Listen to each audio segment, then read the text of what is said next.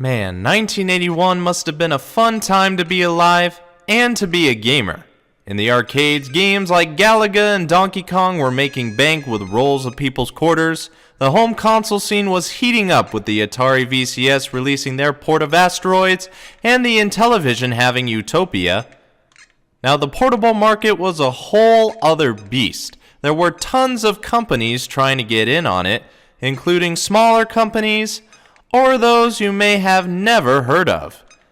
Today's focus is on a company called Epoch, a Japanese toy and computer company, and one of their more aesthetically pleasing handhelds. It's Galaxy 2. It's not every day you get to find one of these handhelds in the box. May not be in the best of shape, but it still shows the awesomeness that lies inside. Galaxy 2 was released sometime in 1981 as a dedicated handheld unit that by the looks of the box is very futuristic.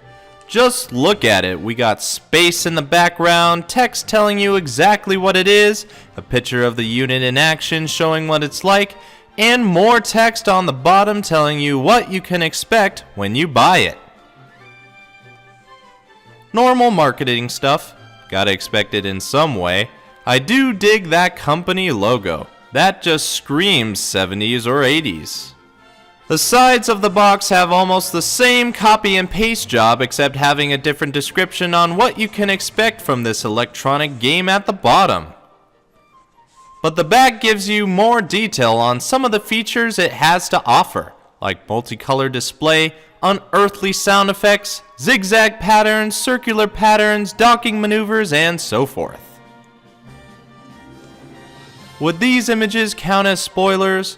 Maybe I've shown too much already. So let's go ahead and remove the box out of the equation and have a closer look at the handheld itself.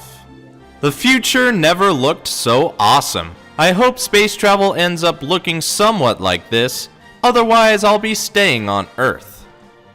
Galaxy 2 electronic game by Epoch is enclosed in a square circle with a bezel on either side to give you that spacey feel. Kinda reminds me of how Asteroids Deluxe, among other arcade games, used a backdrop and a mirror to replicate the game on a kick-ass background, although that doesn't happen here.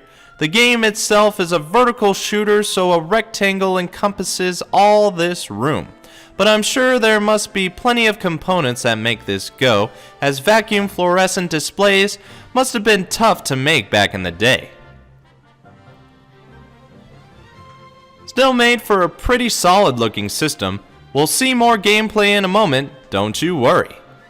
Below the game display are the buttons, switches, and controls. We have a silver joystick that can only go right and left, an on and off switch, start and select buttons, and the big fire button that's good to handle any finger pressing method you could do. I wouldn't say it's the perfect controls I've seen, as the joystick is a bit too small for my fingers, but it can still get the job done. You may see some of the white stuff coming off, but that's what happens as things get old. At least the game itself is still able to go. There really isn't much to see around the system after that, other than the bottom maybe, where there are screws, foot indents, copyright, patent pending, who made it and where, and the battery compartment. Galaxy 2 holds 4 C batteries and can last a while. Can't really give you a good estimate on how long, as I have yet to play it for a long period of time in order for the batteries to die out on me. But your experience could last longer if you had an AC adapter, if you're lucky to find one. It's a bit hard to find one for the older portable handhelds, as you could imagine. But we've covered all the bases, so let's turn this bad boy back on and continue playing. Like I said, the game itself is a vertical shooter, mainly on the lines of Galaxian or Galaga, depending on when this was actually released, but it could have a little bit of both, would just depend on the person playing it. As for myself, I find it to be very enjoyable. I mean, if it's anything like Galaga, you can count me in. I wonder if there's a high score to be beaten. The box says up to 10,000 points can be scored.